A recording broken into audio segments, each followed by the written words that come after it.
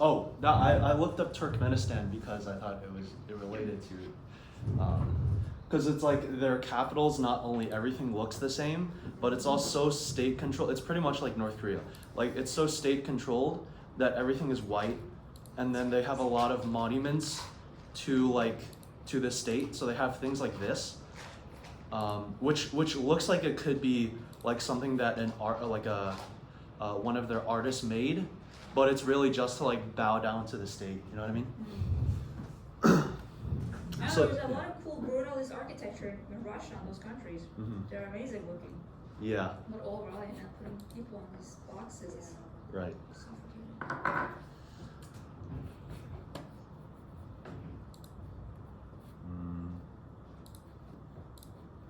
One second, I'm just gonna.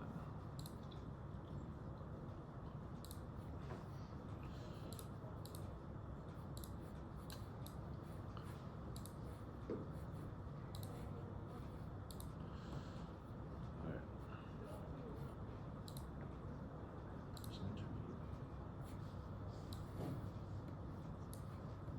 Alright. Okay, so hello everybody. So today I'm looking at two architects who could not be more different, yet are bound by their obsession with drawing as invention. Wellington Reiter turns the city into a layered diagram, a mediated system you can read like an X-ray. Lebbeus Woods does the opposite. He blows the city apart, insisting on fracture, conflict, and instability as its true condition. Together they show us that every drawing isn't just an image, it's an argument about the world it wants to build or destroy. And so to show this contrast, I started by pasting what I think, what their self-portraits may be. So for Woods, right? For Woods, his self-portrait is titled "Self-Portrait with Burned Weapon," and that's just kind of how he portrays himself. And then for Reiter, I chose this as perhaps his self-portrait. It's not literally his self-portrait, but he calls it Field, and it's basically, you can see the contrast between my following points, one of them will be about how Reiter is about creating the framework within which to inhabit concepts, and then Woods is kind of like he creates symbiotes in some ways, like parasites. So Reiter. So just to give a quote. So the thesis is every drawing is an argument, and so the difference between Reiter and Woods. Sorry, I might have flipped over. But Reiter sees the city as a legible, mediated system, and then Woods sees the city as a fractured, contested terrain. And so just to give a quote to contrast them, so Reiter, as Patricia Phillips describes him, builds clarity out of instability. From Forward, Vessels and Fields by Wellington Reiter, written by Patricia Phillips, from imponderables and instabilities, a brilliant image of reality congeals. Reiter deploys a syntax of objects and apparatus to interrogate and animate sites. Vessels, arcs, bridges, gates, monuments, and other instruments give presence to the overlooked conditions. Through a process of aggressive visualization, the past and present of sites are invoked. And Woods, by contrast, declares war. So here's his quote: "Architecture and war are not incompatible. Architecture is war. War is architecture. I'm at war with my time, with history, with all authority that resides in fixed and frightened forms."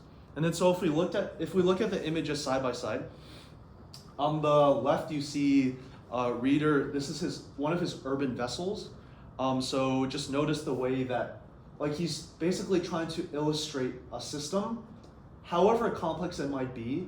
There's still a goal that the audience member should kind of have, to try to make sense of an order through it, right? So even though he's representing the city system as something that is very complex and very layered and very machinistic in like how many gears and components it has, I feel like, at least from a viewer standpoint, is when I look at his work, I always try to see the underlying system of it, right? And then so on the right, this is one of Wood's Sarajevo drawings. So notice the violence. So shards bursting out of facades, the city literally torn apart. It embodies his statement that architecture is war. The drawing itself becomes a weapon, a speculative reconstruction through rupture. So together, these two images embody the thesis. Every drawing is an argument. Reiter argues for mediation and legibility, and Woods argues for fracture and resistance. And both conceal as much as they reveal. Their ethics emerge precisely in what they erase. So I just found, I think it was really interesting for me personally to examine two of these artists and architects at the same time, because it just creates a really interesting duality. I'm going to expand on what that means. So the first guiding question I had is, what world is constructed? So one of the main differences that they have, one of the dualities, is that they have conceptual differentiations of how they represent the concept of frame. So top is one of Reiter's works, and the bottom is one of Wood's works. So top is titled History of New Orleans, and then the bottom, Wood, is DMZ from Terra Nova. So we'll explain the difference between these two. So just to give two quotes again quickly, just to show the contrast. So Reiter's Vessel of Time on the left, it constructs a world where architecture is a measuring device, a vessel of order. From his description of Vessel of Time, he states, 2 cones, 2 timepieces. The first supports the upward growth of a single tree to measure time on a generational basis and is visually accessible through a transparent frame. The second marks the passage of time according to the earthward slippage of a large boulder against an opaque concrete urn, as the boulder's edges are slowly eroded.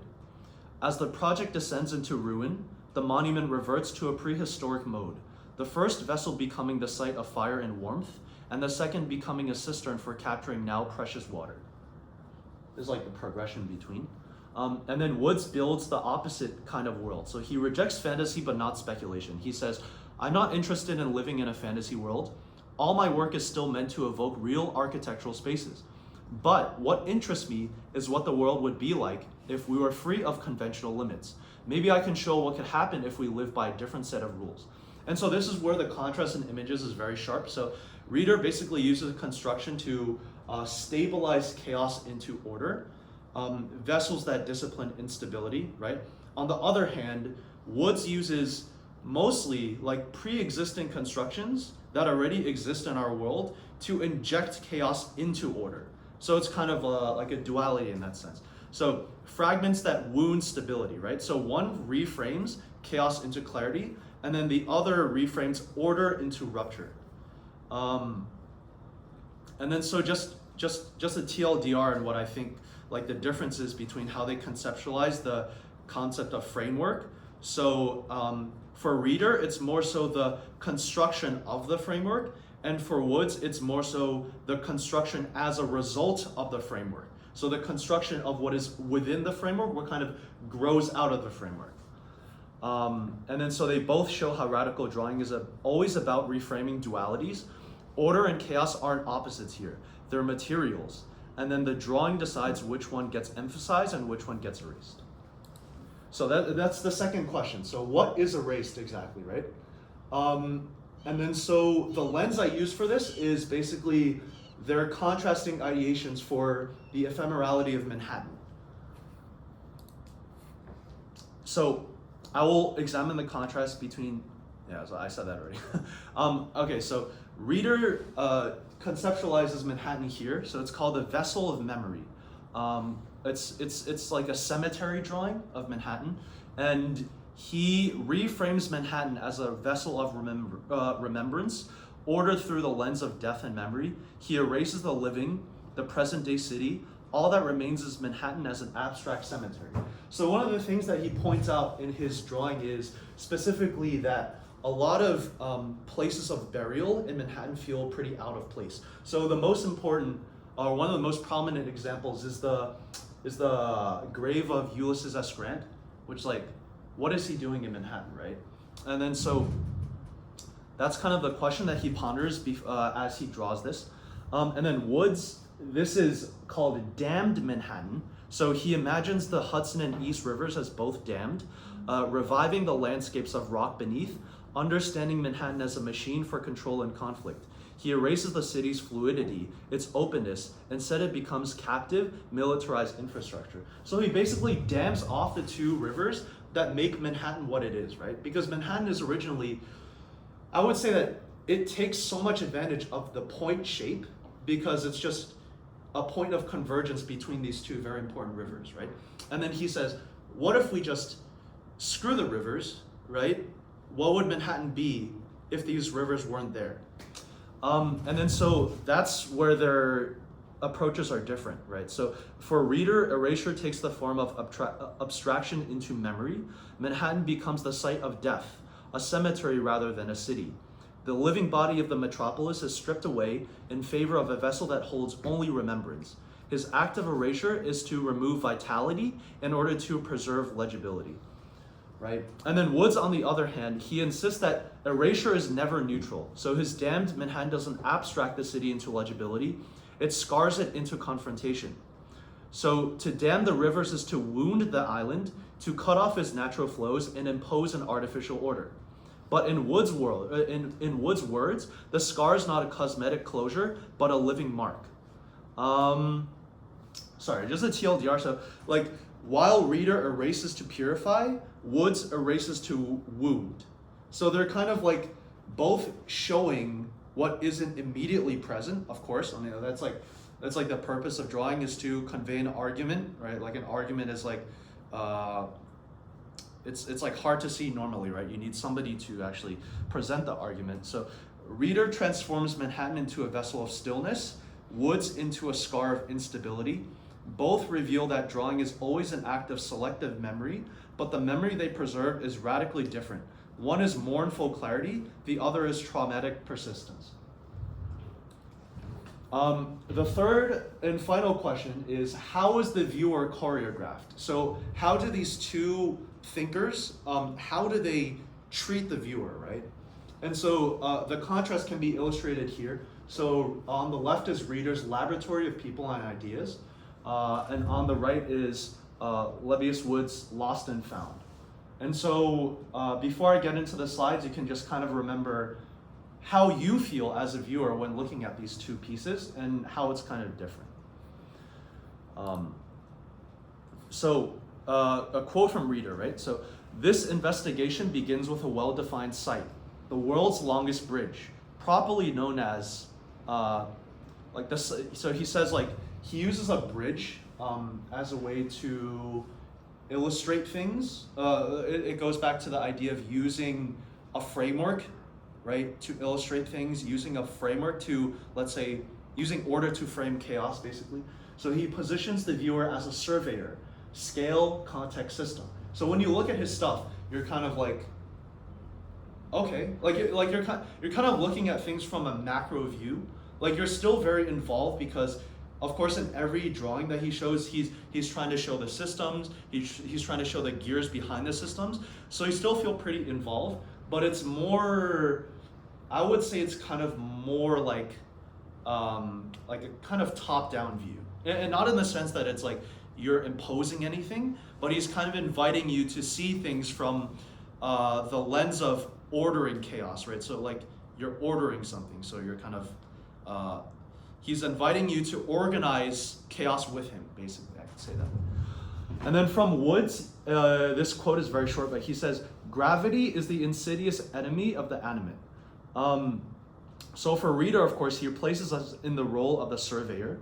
And then Woods in Quake City, he does the opposite. So he positions the viewer as a destabilized witness. Rupture, tension, instability. So kind of when you look at Reiter's things, like I mentioned earlier, you're supposed to look at the system that he presents and try to make order of it, right? And then ultimately, I think in that sense, Reiter is kind of a little nicer. Like he tries to say like, this is a system that exists, right? And please, I invite you to look at it with me. And it's almost kind of humble in a way, because like when you look at somebody creating a system like this, right, that is as broad a concept of, let's say, the vessel of time, right, you're kind of invited to criticize it, which I think is pretty nice. But then Woods is pretty hostile, with how he treats the viewer. So Quake City, right, he makes you feel guilty. Like, he makes you feel like you're part of a problem. So he says, gravity is the insidious enemy of the animate. He positions us inside the instability. His drawing doesn't let us stand outside the rupture. Instead, the ground heaves beneath us. Fragments lean and strain against gravity. We feel the city as if it could collapse at any moment. The choreography here is destabilizing. We are witnesses pulled into the precariousness of the scene. So Reiter choreographs distance and clarity, the viewer as a surveyor of grand gestures, and Woods choreographs immersion and destabilization, the viewer as a participant in rupture. Both remind us that drawings don't just show worlds, they position us within them. Yeah.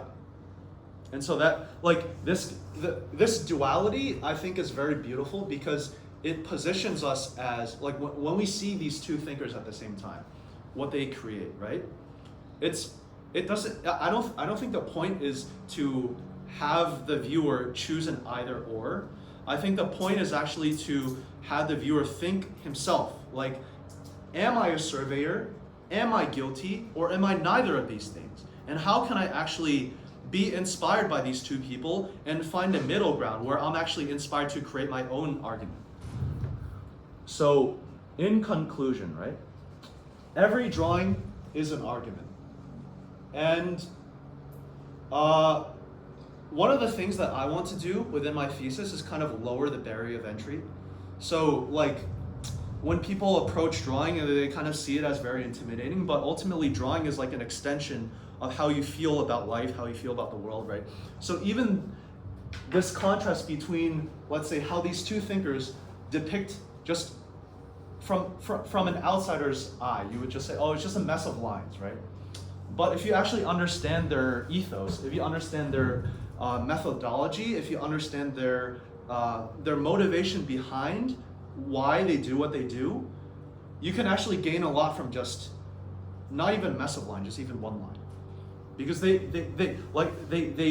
depict themselves differently, as shown through the self-portraits, right? And they also depict lines differently. If I didn't tell you about these two artists, you might think that this is from the same person, right? So context is important. Reiter stabilizes chaos, right? Just in conclusion, he stabilizes chaos. He builds frameworks, vessels, abstractions. He erases the vitality of the city so it can become legible as memory. His drawings choreograph us as surveyors, calm and detached, reading systems from above.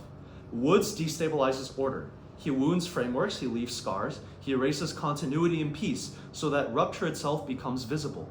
His drawings choreograph us as witnesses, pulled inside conflict, complicit in its instability.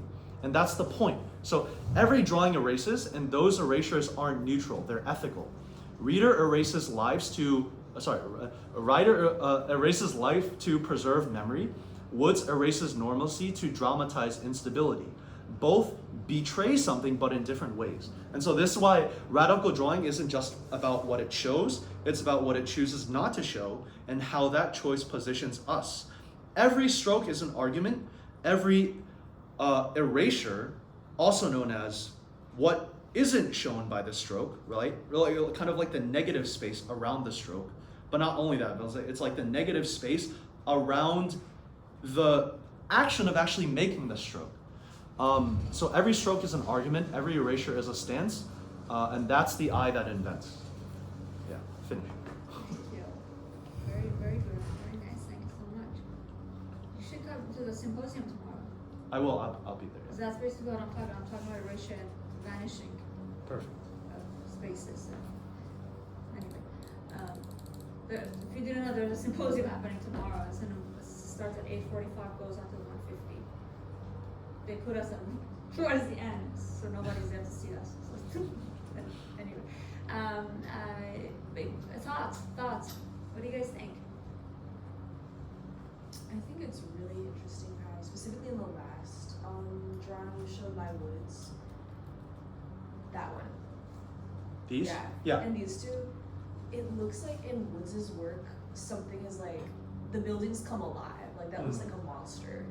And I think that's like a very common thing in his work is that like, there's this monstrous force, whereas in Reiter's work, it's kind of almost like an anatomical drawing of like a skeleton or something like that. So it's interesting how one is kind of like showing the details of life or giving like information to life, whereas the other one is kind of showing things actually live in.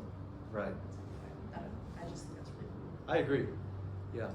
Like just to expand. That's a beautiful comment. But I like a way to think about their contrast is the concept of the walled garden. So you have a wall, right? That it's supposed to be the system, right? Very solid, very stable, etc. And then you have the garden inside that grows from within the wall, right? So like you can say that, okay, the wall represents order and then the garden represents chaos, right? And then so the duality between them, I think, is that, like you said, Woods tries to draw the garden. You know what I mean? And then so Reiter tries to draw the wall. That's kind of what I see. But thank you. Other thoughts? Speaking of walls, you said that Woods is drawing the garden and Reiter's drawing the wall.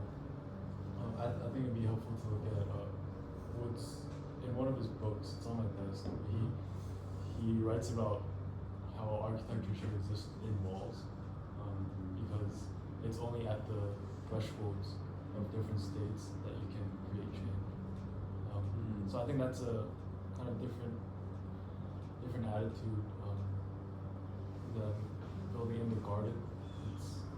I think it's worth looking at.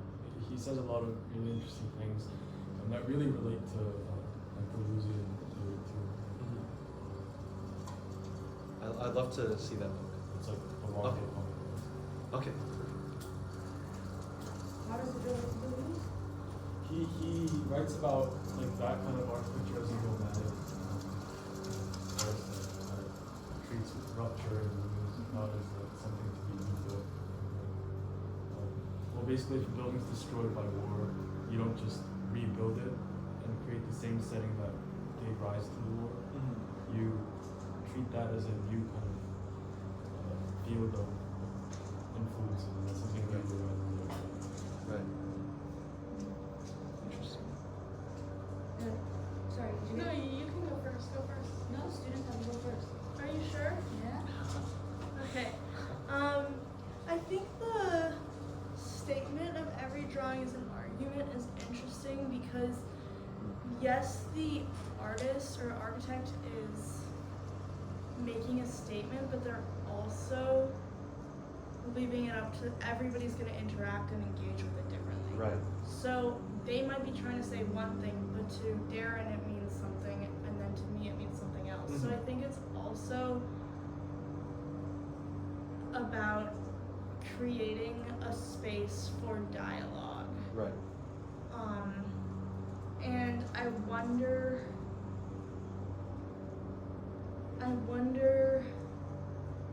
like, does the argument have to be set in stone, or can it be something that is fluid and engaged with?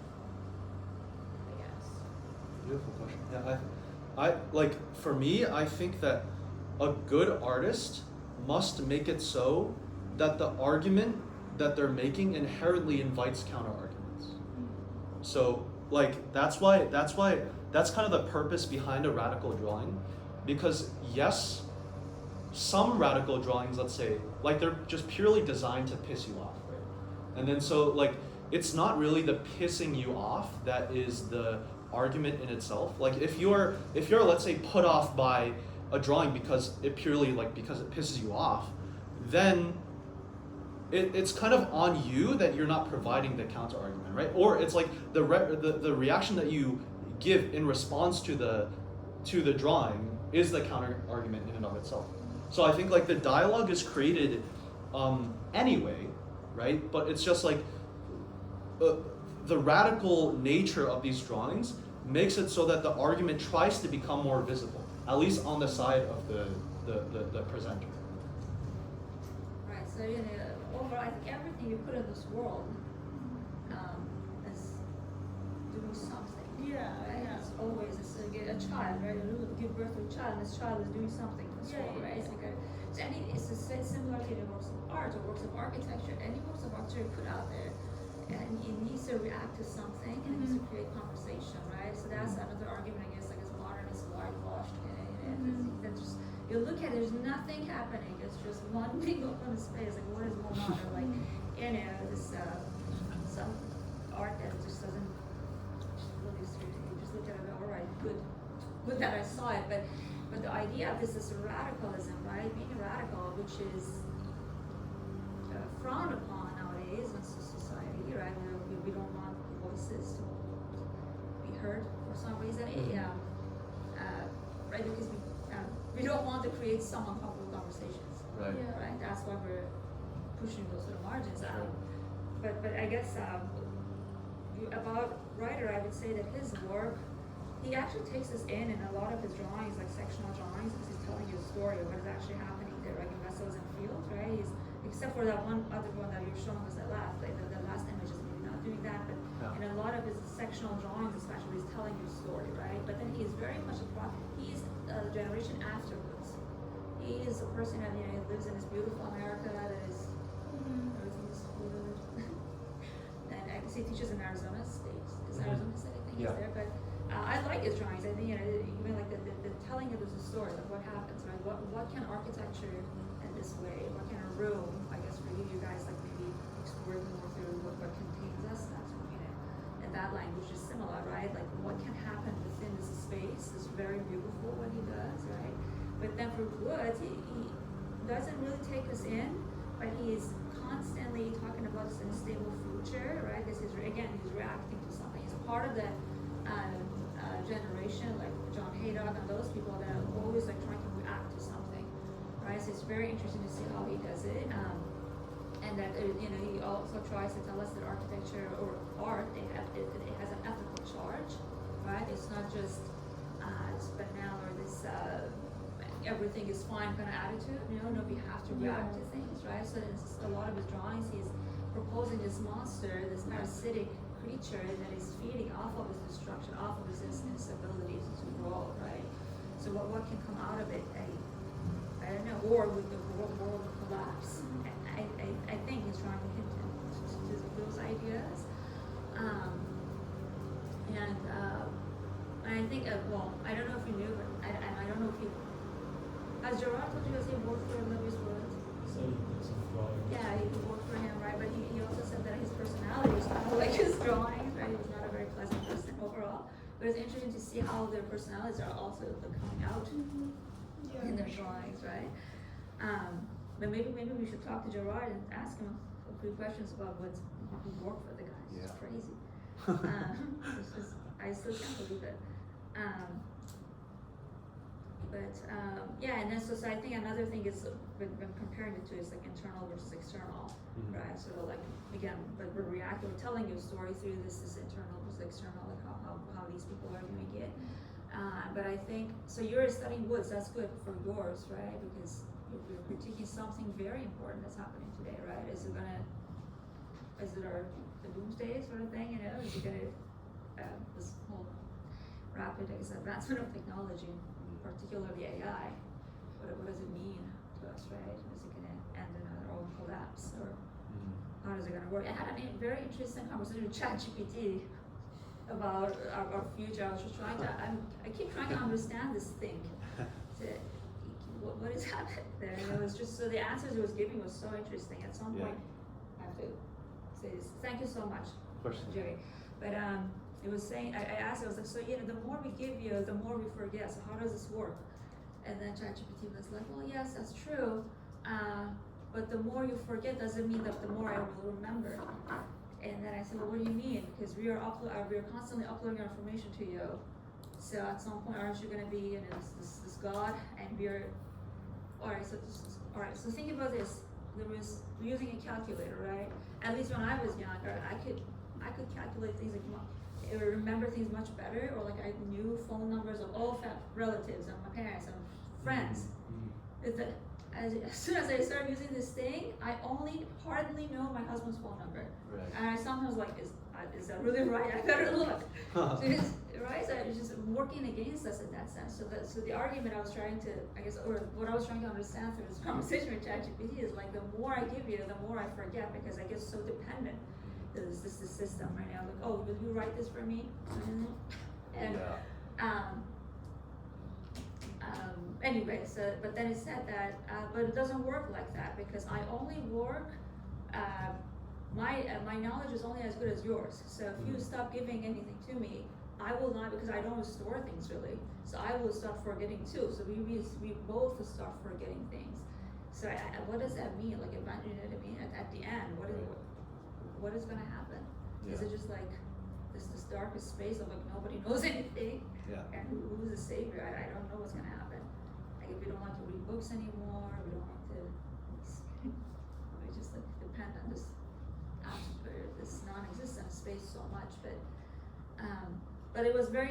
I thought I found the answer from ChatGPT, from AI itself, so intriguing that well, if you stop giving it to me, if you stop now, or if you forget your linguistics, if you forget how to make a sentence, right? Because think about it, when you go to ChatGPT, we can just say, I don't know, Levius was drawings, and it will just give you something. You don't even have to write a full sentence.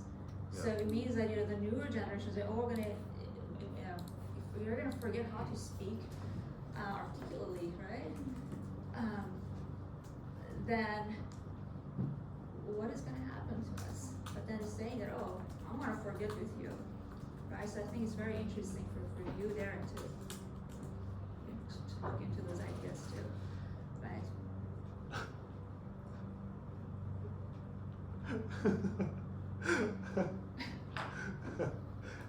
Skynet doomsday.